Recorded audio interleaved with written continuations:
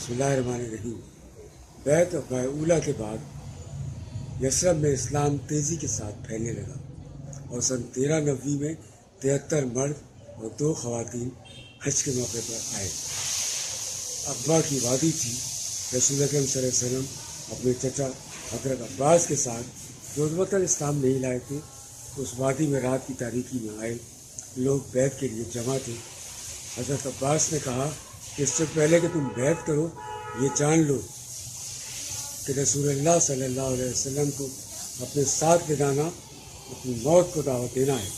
अगर तुम लोग मुकाबला करने के लिए तैयार हो तो ठीक है, वरना बनु हाशिम के लोग अपने फर्जंद रसूलुल्लाह की हिफाजत करना खूब जानते हैं।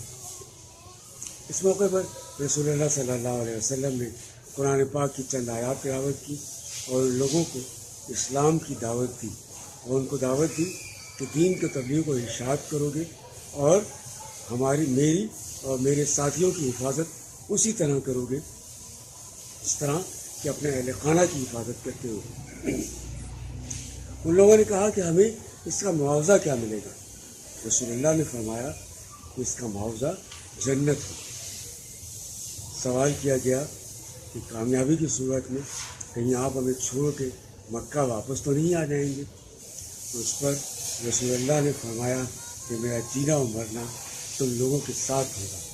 ये सुनकर यसरब के लोग खुशी से सरशार हो गए और तेज़ी के साथ आगे बढ़ कर बैत करने लगे। सबसे पहले हज़रत बरा बिन मरूरा रज़ी अल्लाह अन्हु ने बैत की।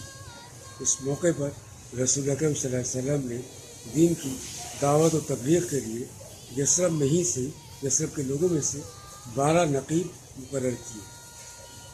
यूँ मदीना मुनव्वरा की इस्लामी रियासत की बुनियादें पड़ने का आगाज़ हुआ। सुबह होते होते कुरैश को इस अजीम मुआहदे की खबर हुई, लेकिन उस वक्त तक वक्त हाथों से निकल चुका था।